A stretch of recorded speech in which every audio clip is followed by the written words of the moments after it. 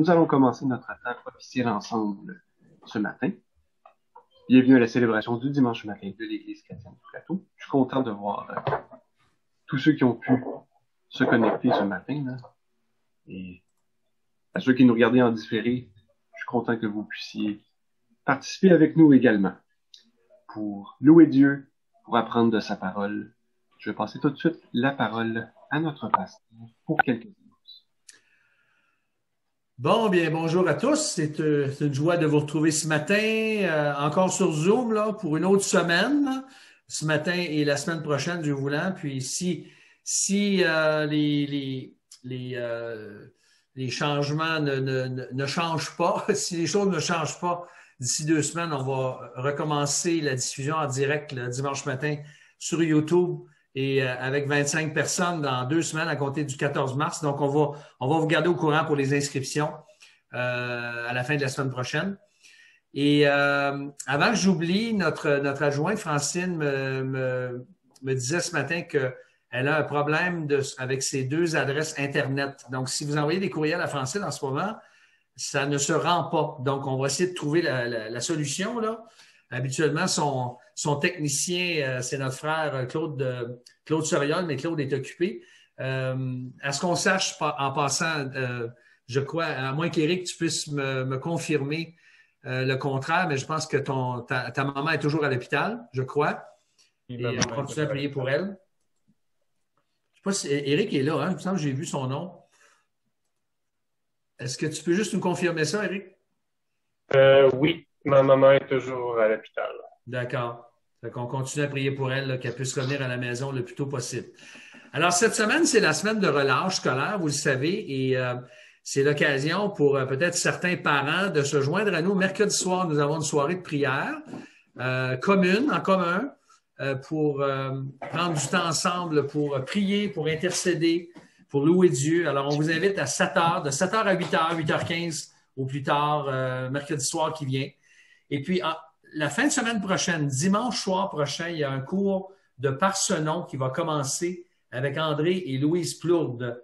Et ça va avoir lieu les dimanches après-midi à 16 heures sur Zoom pendant 15 semaines. Le cours Parcenon, c'est un cours qui vous invite à parcourir la Bible, mieux la comprendre pour mieux la partager. Alors, ça a été envoyé par courriel cette semaine. Quand le courriel de notre sœur Francine va se mettre à fonctionner, on va vous renvoyer un rappel là-dessus. Et donc, on va édifier les chrétiens par ce cours-là, vous apprendre à communiquer la Bible un peu plus clairement à ceux qui vous entourent, qui seraient intéressés à la parole. Alors, c'est à peu près tout. Continuons à prier les uns pour les autres, continuons à persévérer. Et puis, je repasse le micro à notre frère François qui anime ce matin. Merci. Bon dimanche à vous tous. Merci beaucoup.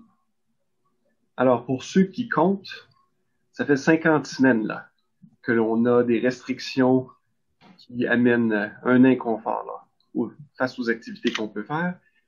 Et face à ça, c'est bon de se rappeler ce à travers quoi certains de nos ancêtres ont passé. Alors, je vais vous transporter quelques instants, il y a plus de 350 ans en Angleterre, au moment où a sévi la dernière grande peste à Londres, durée de 1665 à 1666. La dernière peste bubonique du Moyen Âge. À ce moment-là, dans une période d'environ 18 mois, il y a 20 à 25% de la population qui est morte. Au début de l'épidémie, ils ont rapidement fermé les tavernes. Le gouvernement a essayé de contrôler les déplacements de la population. Les nobles et les bourgeois ont fui rapidement de la ville pour se ramasser dans des endroits plus ruraux. Les autorités ont fait barricader les maisons où il y avait un membre de la famille qui était mort de la peste, et souvent ça condamnait ceux qui vivaient encore à l'intérieur à mourir aussi. Les autorités ont construit des hôpitaux d'isolation où on entassait les gens avant qu'ils meurent. Le Parlement britannique a été suspendu pendant 17 mois, et juste pendant qu'on pensait qu'il n'y a rien qui pouvait empirer, mais il y a eu le grand feu de Londres en 1666 qui a duré 4 jours, qui a rasé la majorité de la ville. Tout ça a entraîné une série de conséquences, de problèmes socio-économiques aux proportions catastrophiques, dont les conséquences ont duré longtemps. Peut-être que ça vous semble un peu trop familier à votre goût. Et les auteurs qui ont couvert cette période de temps-là ont raconté comment les gens se sont mis à avoir peur de toutes sortes de choses, se sont mis à porter attention aux horoscopes, aux almanachs, aux récits mythologiques, aux légendes urbaines, aux rêves, au mouvement des étoiles et des planètes, plus qu'à n'importe quel autre moment avant ou après. Ils se sont mis à écouter et à croire des charlatans, des diseurs de bonne aventure, de tout leur être, à boire leurs paroles, à boire les paroles de ceux qui se prétendaient être capables de révéler le futur et de protéger des malheurs à venir. Mais pour nous qui vivons dans le présent, en tant que chrétiens, nous avons le privilège de connaître le Créateur de l'univers, celui qui a tout façonné ce qui existe à partir de rien. Notre Dieu est bien conscient de notre situation actuelle. Il est le même hier, aujourd'hui et demain. Il sait tout ce que nous avons vécu. En fait, il s'en rappelle probablement mieux que nous. On a tendance à oublier. Dieu connaît l'avenir, il est au courant de tout ce qui nous arrivera. Nous pouvons donc nous confier en lui avec assurance. Si vous le souhaitez, là où vous êtes, je vous invite à vous lever. Nous allons chanter ensemble quelques chants.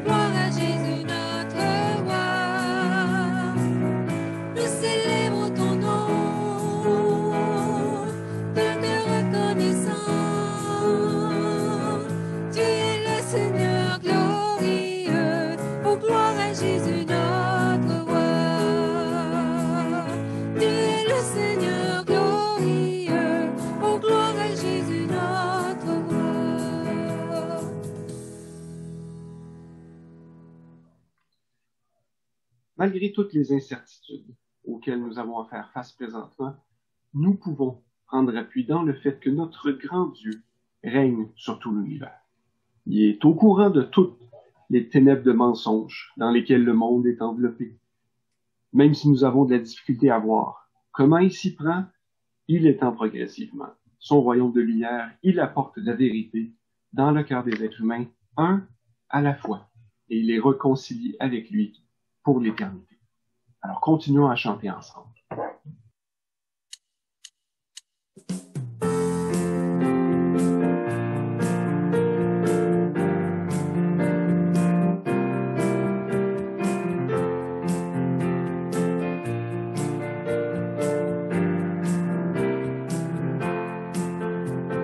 Seigneur, par la clarté de ton amour, chasse l'obscurité qui nous entoure. Jésus, toi, la lumière qui nous éclaire, vérité qui nous guide et qui nous libère. Brille sur moi, brille sur moi.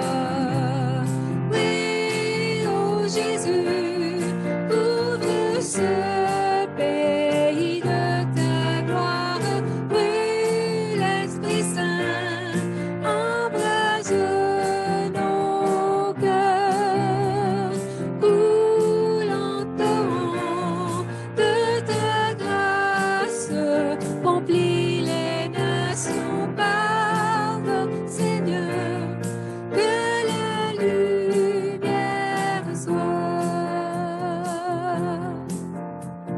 Seigneur, tu me conduis dans ta présence, de la nuit dans l'éclat de ta puissance. Par ton sang, je prends passe à la sainteté. Sonde moi mes ténèbres, consume-les, brille sur moi.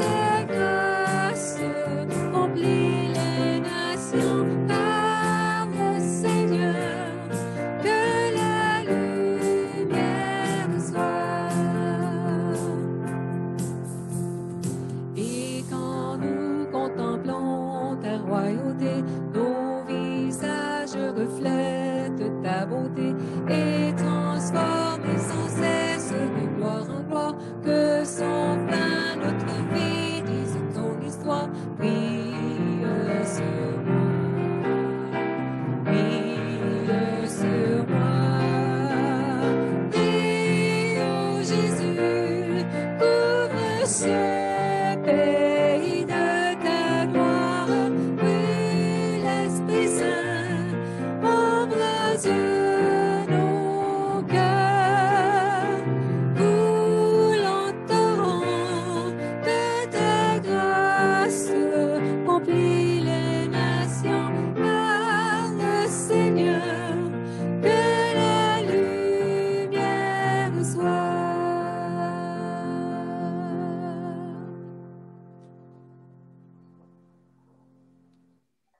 Les gens qui attendaient la révélation du royaume de Dieu au moment où Jésus est venu n'avaient pas compris comment l'Éternel allait s'y prendre pour régler le problème du péché.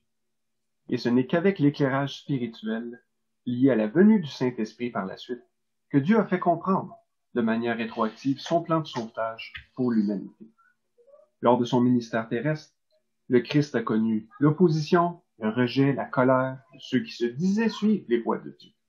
Il est venu en simple serviteur. Il a vécu une vie parfaite en tant que Dieu et homme en même temps. Il a pris sur lui nos péchés à la croix. Il a satisfait la justice de Dieu en mourant sur la croix du Calvaire. Chantons maintenant le chant au mystère infini qui relate ces événements.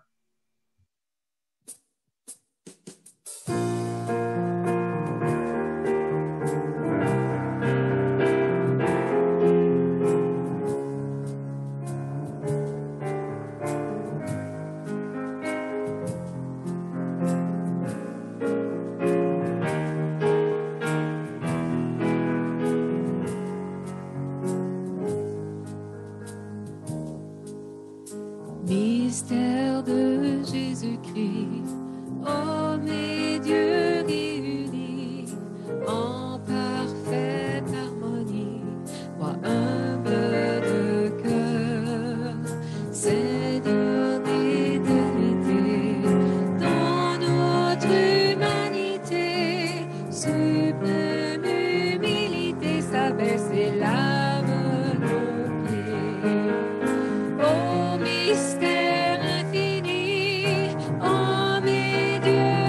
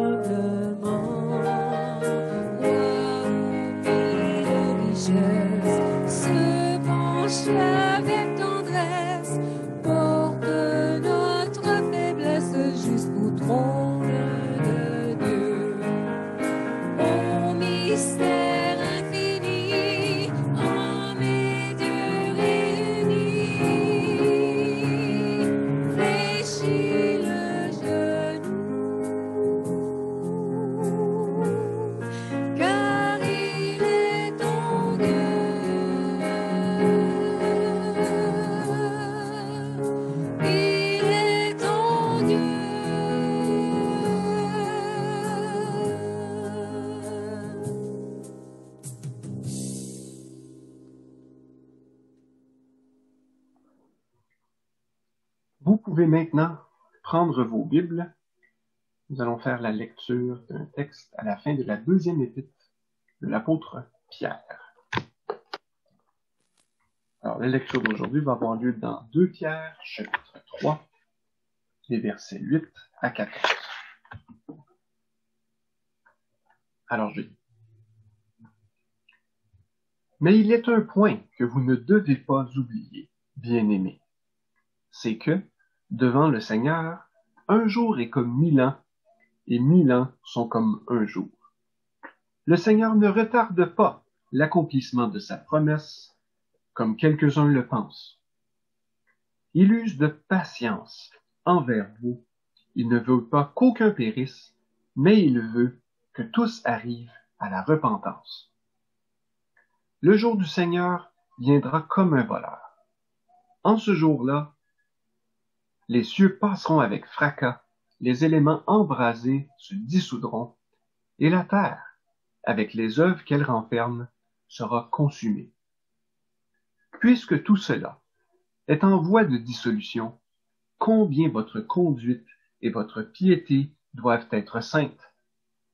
Attendez et hâtez l'avènement du jour de Dieu, où les cieux enflammés se dissoudront et où les éléments embrasés se fondront. Mais nous attendons, selon sa promesse, de nouveaux cieux et une nouvelle terre où la justice habitera.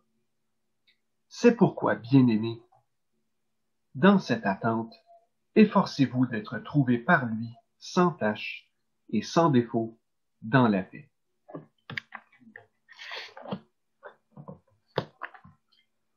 Nous allons maintenant prier. Je vous invite à fermer les yeux et à vous courber.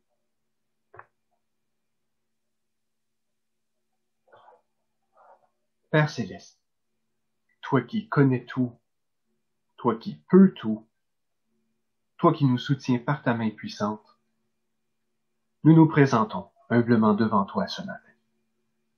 Nous reconnaissons que tu es saint, parfait, et que nous sommes bien imparfaits, tachés par le mal. Par nous-mêmes, nous ne pouvons pas être agréables, et nous te demandons pardon pour nos péchés. Te demandons de nous purifier. Nous voulons nous rappeler que Jésus est venu sur terre pour prendre nos péchés, qu'il a été condamné à être séparé complètement de toi.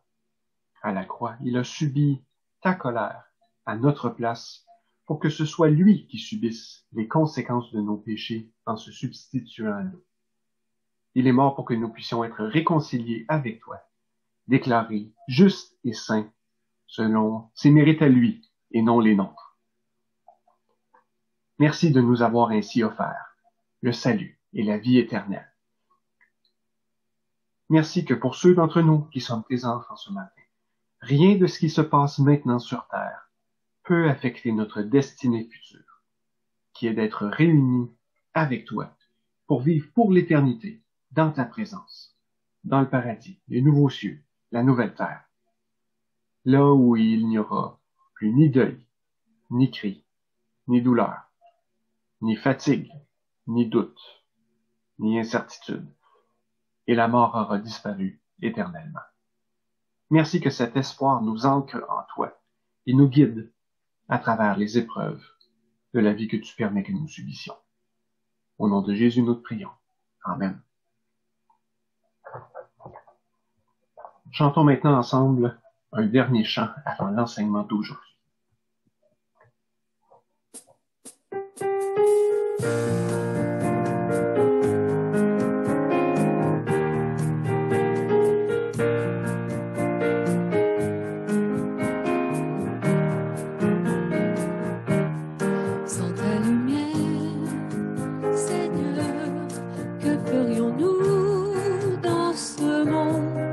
Perdu au large, dans le brouillard,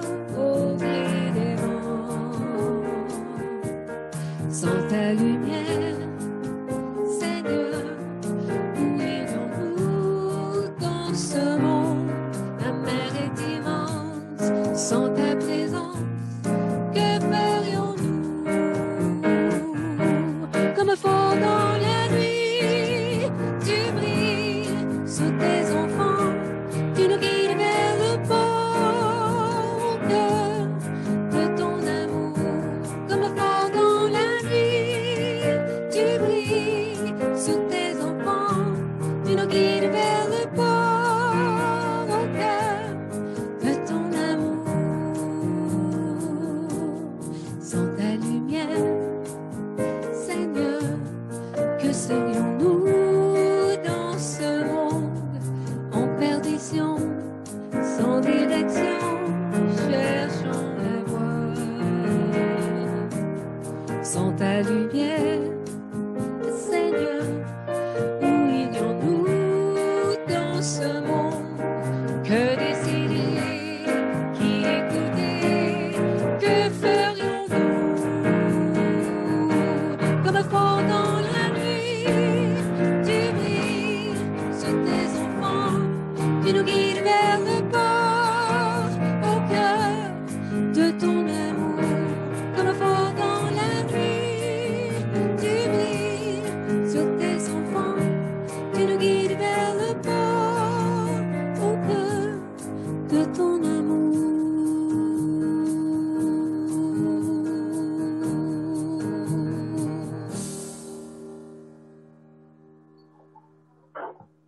Amen. Merci à l'équipe musicale. Vous pouvez maintenant vous asseoir. Je cède la parole à un de nos anciens, Pierre Constant, pour la prédication d'aujourd'hui. Alors, bonjour à tout le monde. J'espère que vous m'entendez bien. Peut-être juste me faire un signe de tête. Bon, parfait. C'est ça. Alors, bonjour à chacun. Fait plaisir de vous voir, de pouvoir vous adresser la parole aussi. J'essaie d'être un peu plus tranquille le dimanche matin, mais ce matin, bon, c'est moi qui suis celui qui vous apporte la parole.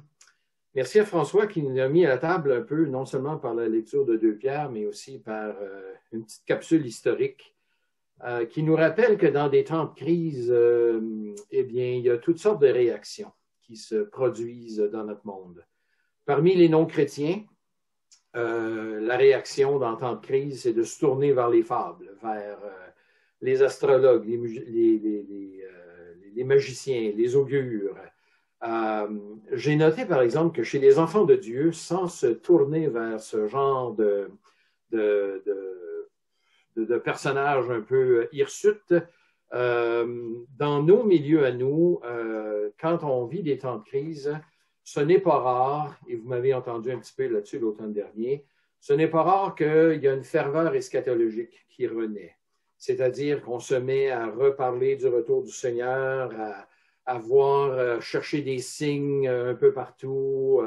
Et dans certains milieux, on dirait que, bon, bien, on n'est pas capable d'avoir une conversation satisfaisante de ce temps-là sans s'exciter mutuellement, à savoir de reconnaître des signes, des prodiges, etc., etc., etc.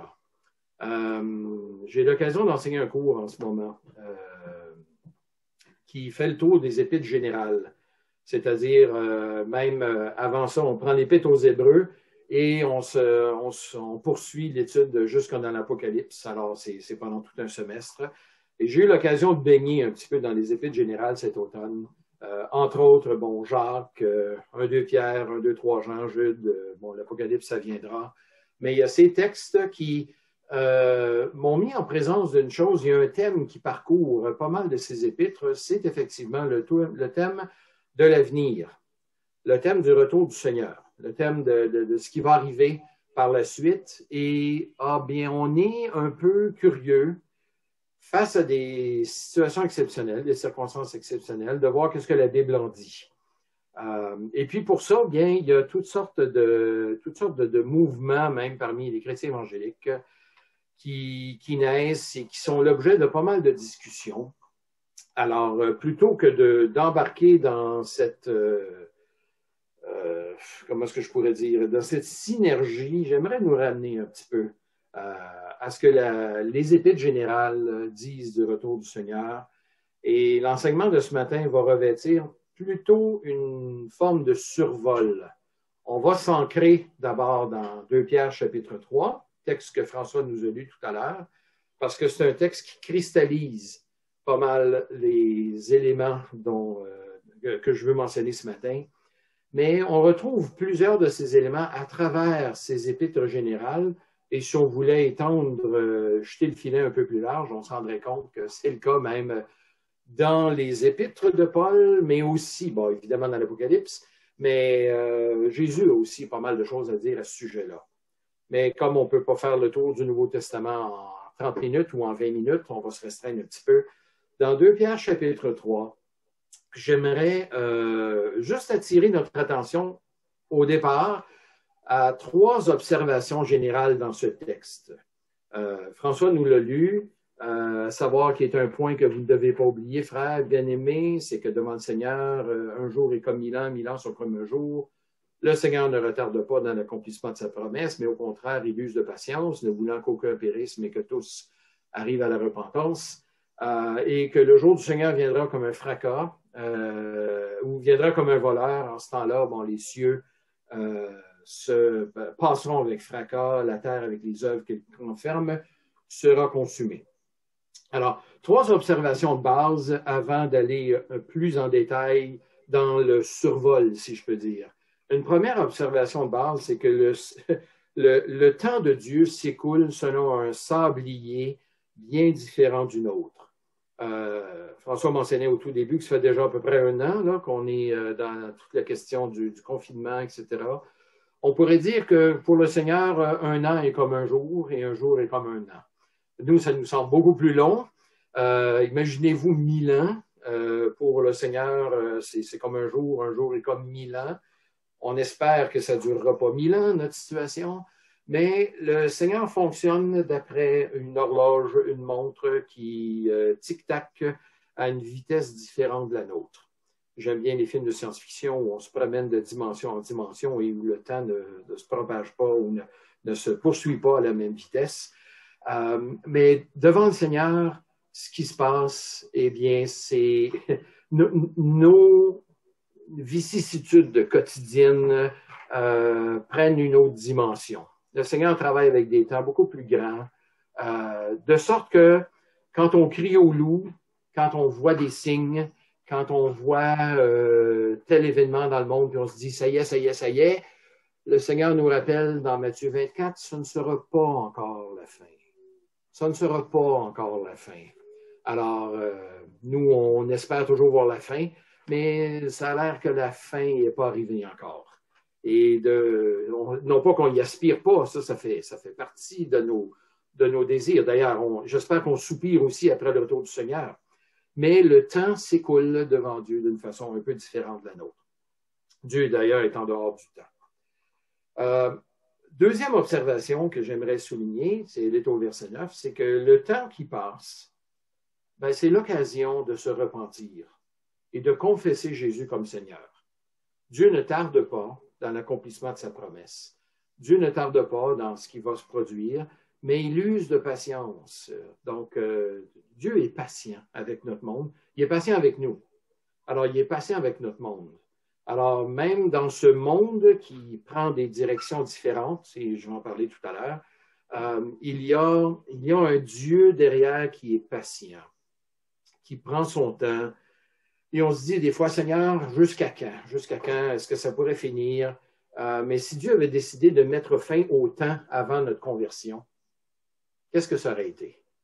Le Seigneur a usé de patience jusqu'à notre conversion et il utilise encore ce temps de patience pour amener des gens à lui. Et notre désir, notre soupir, notre prière, c'est que d'autres découvrent Jésus, non pas comme le personnage qu'eux aimeraient rejeter, mais au contraire comme le sauveur de l'humanité et qui puissent venir le confesser comme Seigneur et Sauveur. La troisième observation de base, c'est que ce monde-ci est bien temporaire avec tout ce qu'on trouve à y désirer. On dit, on lit au verset 10 que ce monde, la terre, avec les œuvres qu'elle renferme, sera consumée. La terre ici, c'est pas la planète comme telle, mais c'est la vie des gens qui y sont.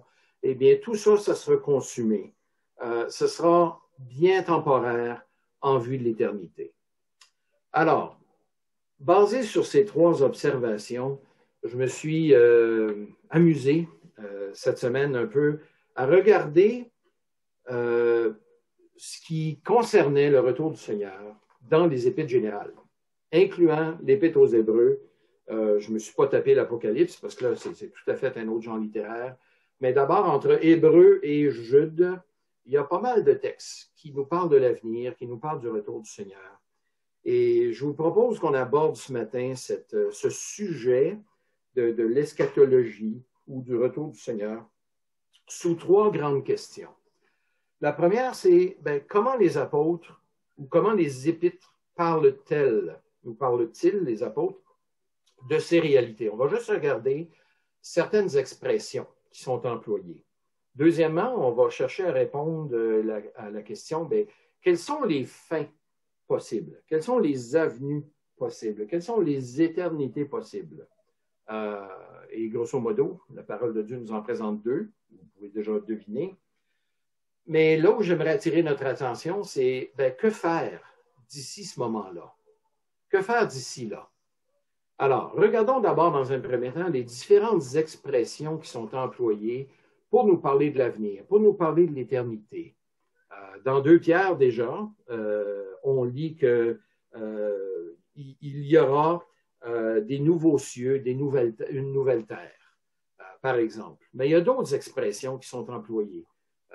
Si on recule dans l'Épître aux Hébreux, au chapitre 10, ça nous parle du jour qui s'approche. Exhortez-vous mutuellement, et cela d'autant plus que vous voyez le jour s'approcher. Et le jour en question, c'est le jour du Seigneur, le jour ultime, quand Jésus-Christ reviendra. Ou encore dans Jacques, chapitre 5, versets 7 à 9, il nous est dit de prendre patience jusqu'à l'avènement du Seigneur. Alors, le point de mire, c'est le Seigneur. Ce n'est pas la bataille d'Armageddon, ce n'est pas les grands signes, c'est le Seigneur lui-même qui est appelé à être au centre de nos préoccupations et au centre de notre désir. Avant même de revoir ceux que l'on connaît et qui sont décédés, autant puissions-nous espérer les revoir et soupirer de les revoir, autant la parole de Dieu nous enseigne que c'est d'abord et avant tout le Seigneur Jésus que nous allons voir, l'avènement du Seigneur lui-même. D'ailleurs, l'apôtre Pierre, dans sa première épître, nous parle de la révélation du jour de Dieu, de la révélation de Jésus-Christ. C'est-à-dire quand Jésus lui-même va se révéler à nous, quand il va apparaître, et ça sera évident pour tous. Il n'y aura pas d'enquiquinage et de discussion à savoir est-ce que le Seigneur est revenu? Est-ce que le Seigneur est vraiment revenu? Est-ce qu'on a raté sa venue? Je me souviens au début de ma vie chrétienne, j'avais tellement peur que l'avènement arrive puis que je sois laissé derrière. Je me suis converti au moins une vingtaine de fois ma première année de vie chrétienne pour être bien sûr d'être prêt au retour du Seigneur. C'était un petit peu là, l'état d'esprit dans lequel j'étais, qui n'était pas saint, S-A-I-N, ni saint, S-A-I-N-T. C'était pas équilibré, mon affaire. J'avais besoin de savoir que c'était le retour du Seigneur, d'abord et avant tout, et que quand il viendrait, tout le monde le saurait. D'ailleurs, je disais dans Matthieu 24 cette semaine que comme l'éclair fend le ciel en 2, part de l'Orient, s'en va jusqu'à l'Occident, ainsi sera l'avènement du jour du Fils de l'homme. Alors, quand il va revenir, tout le monde va le savoir. Il n'y aura pas de est-ce qu'il est venu, est-ce qu'il n'est pas venu. Non, ça sera très clair, tous le sauront. Dans 1 Pierre, chapitre 5, dans un volet un peu plus réconfortant, ça nous parle de l'apparition du souverain pasteur. L'apparition du souverain pasteur, c'est-à-dire le pasteur par excellence qui connaît tout, qui contrôle tout. Mais ce texte-là, dans 1 Pierre 5, est d'abord adressé à des anciens, moi, ancien comme eux. Pierre leur dit, alors, il s'adresse aux conducteurs des églises et il leur rappelle qu'eux-mêmes ont un souverain pasteur à qui ils seront eux-mêmes redevables. Mais je prends d'autres expressions. Ici, on a dans 2 Pierre chapitre 3, verset 12, l'avènement du jour de Dieu. Si Hébreux 10, 25 nous avait parlé du jour, si ailleurs il est parlé du jour du Seigneur, ici il est parlé de l'avènement du jour de Dieu. Alors, ce sont toutes des expressions qui sont combinées les unes aux autres, encore là pour mettre l'accent vers la personne du Seigneur Jésus-Christ. Dans la première épître de Jean, On va le regarder un petit peu plus tard, tout à l'heure, mais il est question de l'avènement du Seigneur, ou lorsque lui sera manifesté. Encore là, ça nous pointe vers un moment où c'est Christ lui-même. Alors, notre espérance, frères et sœurs, c'est la présence de Jésus. C'est de voir la personne de Jésus.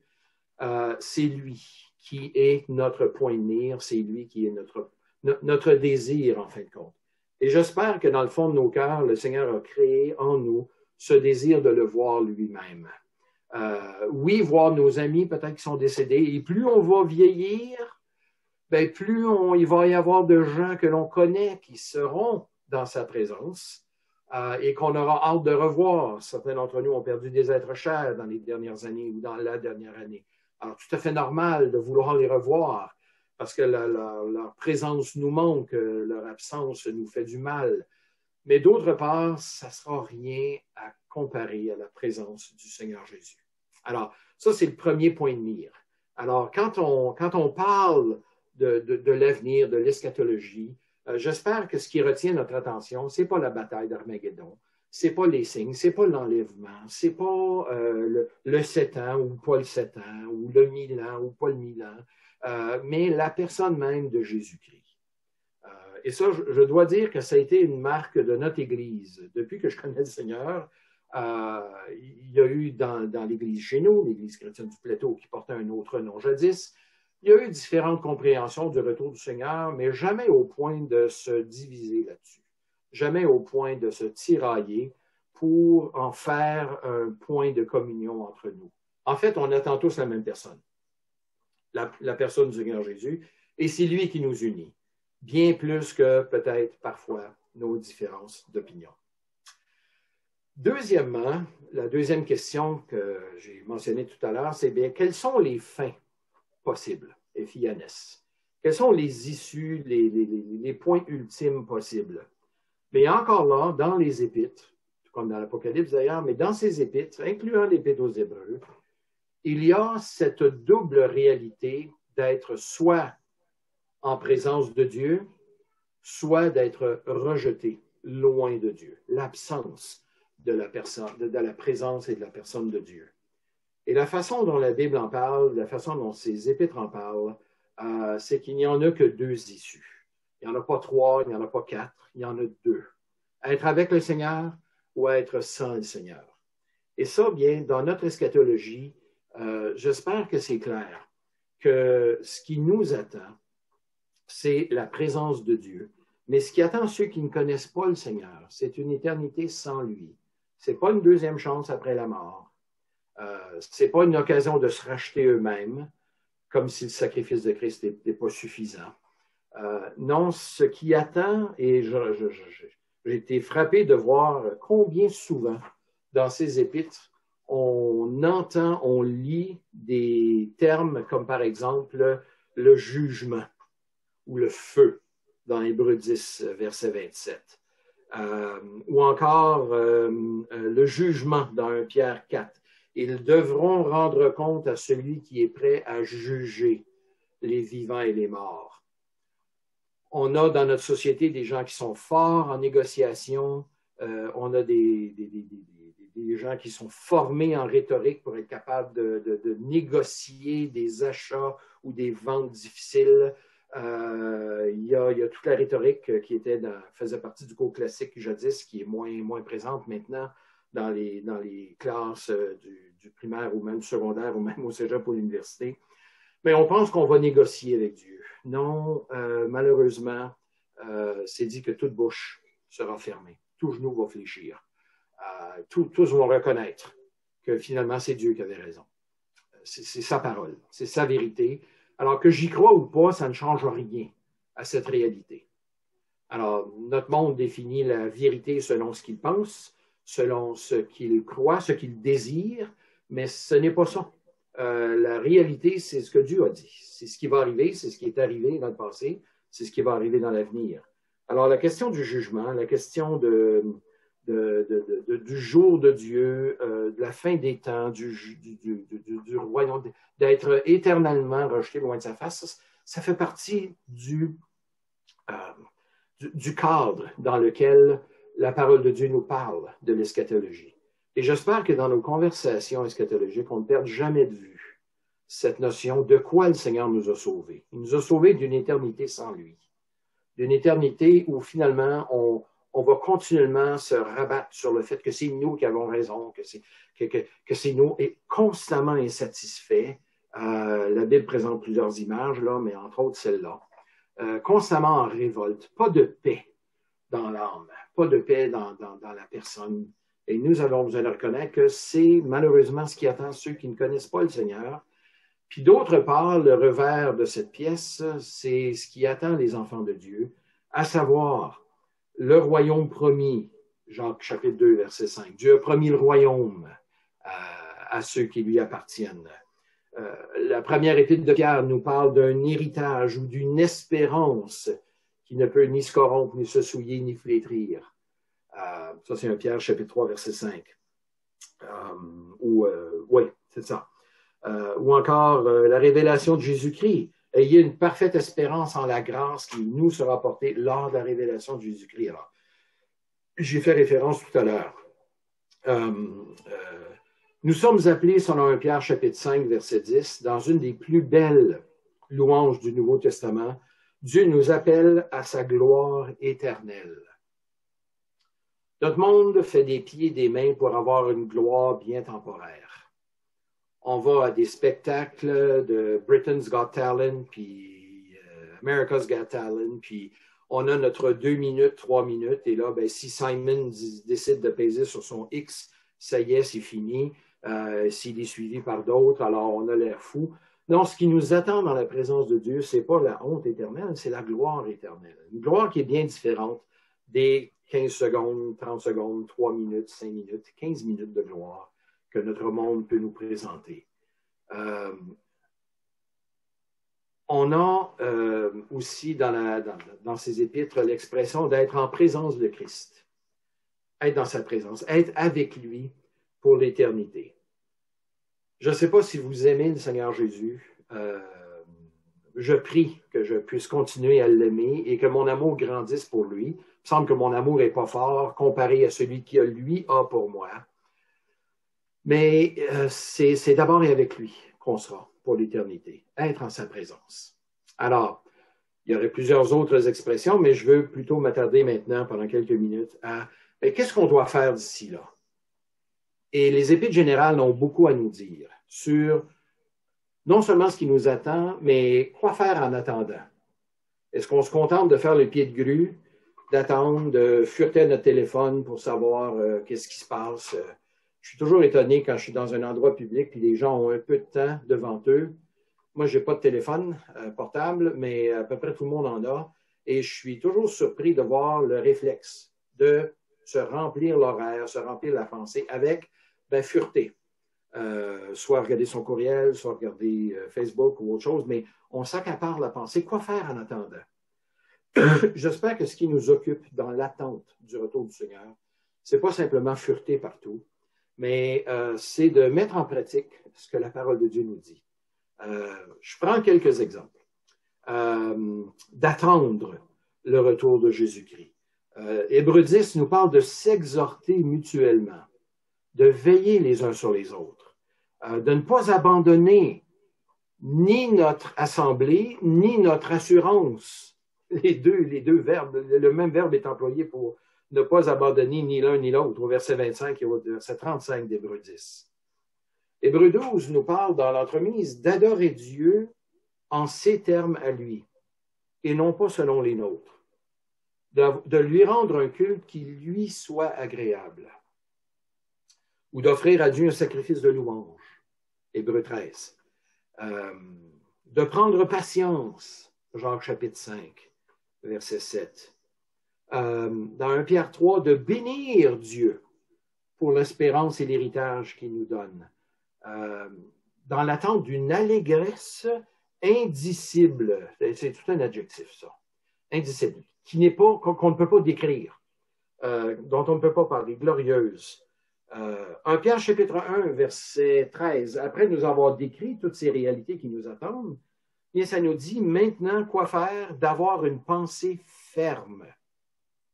d'être sobre et d'avoir une parfaite espérance. Comment on est capable d'avoir ces choses-là?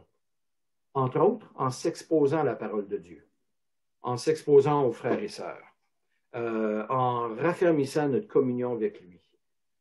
Si vous êtes moins pris par le voyagement, pour aller au travail, peut-être de racheter ce temps-là en passant plus de temps dans nos Bibles, en ayant une meilleure lecture, une meilleure prière, de se rapprocher de Dieu, plutôt que de le gaspiller ce temps-là, de l'utiliser, de l'investir, parce qu'il va rapporter des dividendes éternels. Pierre nous parle aussi dans 1 Pierre chapitre 4 de nous réjouir de souffrir pour Jésus-Christ. Parce que dans l'entremise, tout n'est pas facile, là.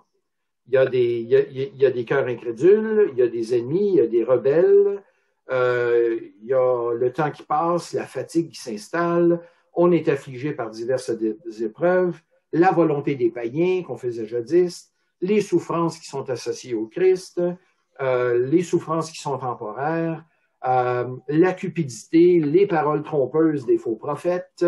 Alors là, je fais le tour des ennemis, là, vous l'aurez compris. Ceux qui vous égarent, le monde avec ses attraits. Qu'est-ce qu'on fait vis-à-vis de tout ça? Bien, il serait facile de se laisser bercer, d'écouter ces sirènes et de voir un peu qu'est-ce qu'il y en est dans le monde.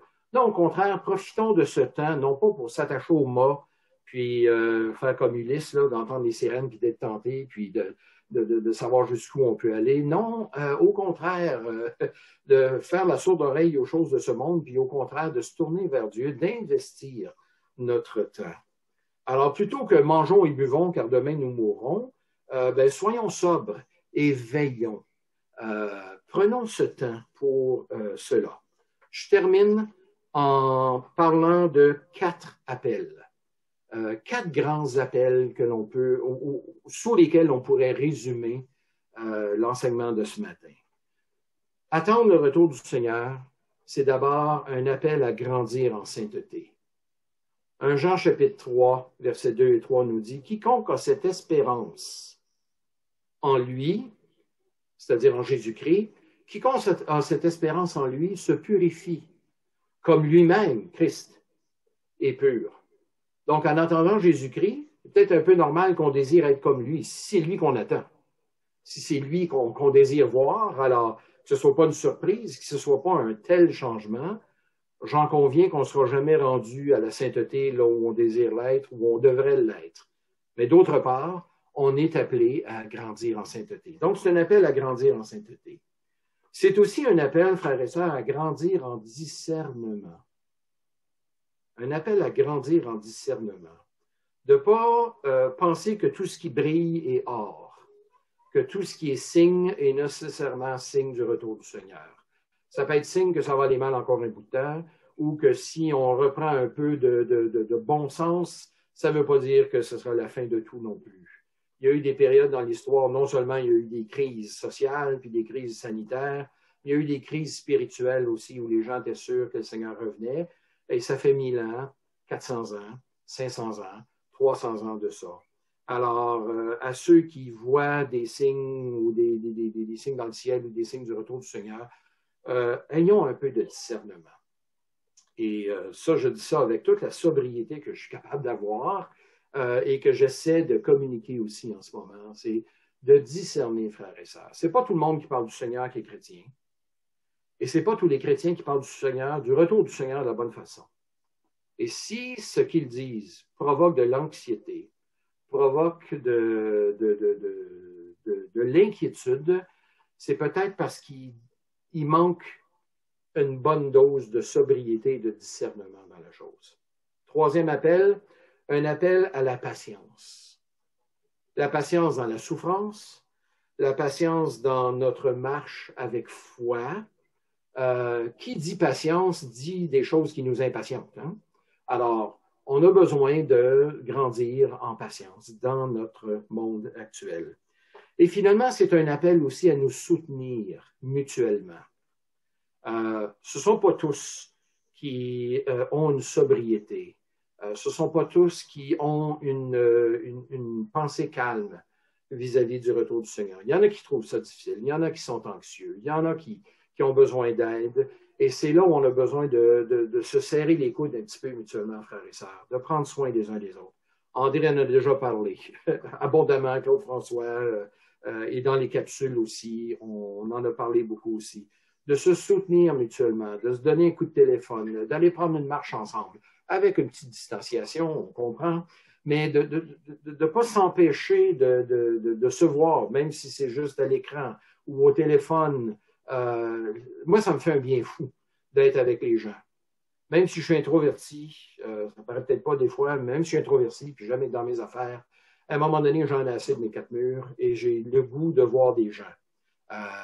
Non seulement, je suis bien content de voir mon épouse, bien content de voir quelques personnes autour de moi, mes propres enfants parfois, mais ça me fait un grand bien de vous voir, même si c'est brièvement, par exemple. Alors, quand on va reprendre, j'espère que ce sera l'occasion aussi d'avoir cette joie, de regarder au Seigneur ensemble, oui, de se voir mutuellement, mais de s'appuyer aussi mutuellement. Alors, dans ces temps qui s'étirent, prenons conscience que le sablier du Seigneur est à une vitesse différente d'une autre, que ce monde-ci va passer et que c'est le temps pour nous de grandir, c'est le temps pour d'autres de se convertir, de s'attacher au Seigneur, de s'appuyer mutuellement, grandir en discernement. Alors que le Seigneur vous bénisse, que le Seigneur nous bénisse, qu'il nous donne comme son corps de Christ dans la région, d'être des lumières aussi pour ceux et celles qui nous entourent. Que le Seigneur vous bénisse, frères et sœurs.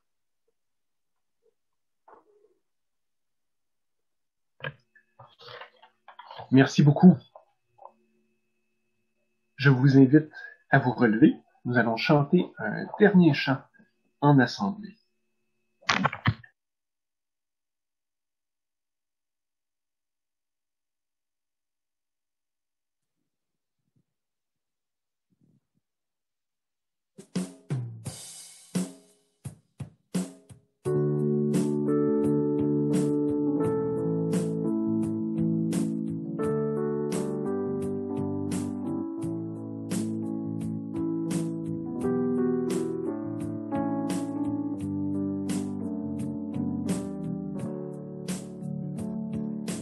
Purifie mon cœur, rends-moi aussi pur que l'or et l'argent.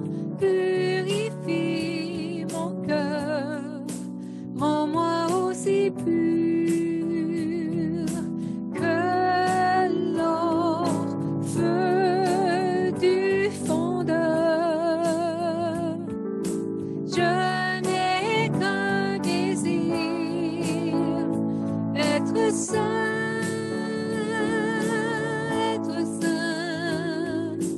mis à part pour toi, Seigneur. Oui, je choisis d'être saint, mis à part pour toi, mon seul maître, et prêt à t'obéir.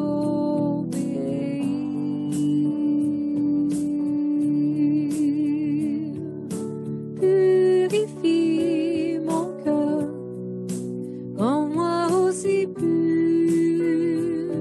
que l'or et l'argent. Purifie mon cœur, rends-moi aussi pur que l'or, feu du fondeur.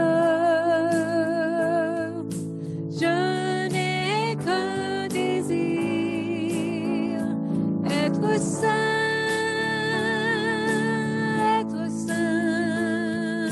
mis à part pour toi, Seigneur. Oui, je choisis d'être saint, mis à part pour toi, mon seul maître, et prêt à t'obéir.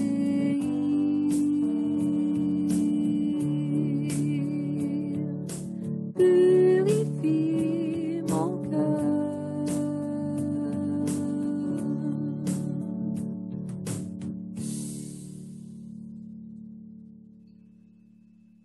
Merci beaucoup. Avant d'ouvrir les micros, pour que nous puissions nous saluer les uns les autres, En guise de conclusion, je vous laisse avec les paroles de l'auteur de l'Épître aux Hébreux à la fin de sa lettre. Hébreux 13, versets 20 et 21. Que le Dieu de paix, qui a ramené d'entre les morts le grand berger des brebis, par le sang d'une alliance éternelle, notre Seigneur Jésus, vous rende apte à tout ce qui est bien pour faire sa volonté. Qu'il fasse en nous ce qui est agréable par Jésus-Christ, à qui soit la gloire au siècle des siècles. Amen. Bonne semaine à tous.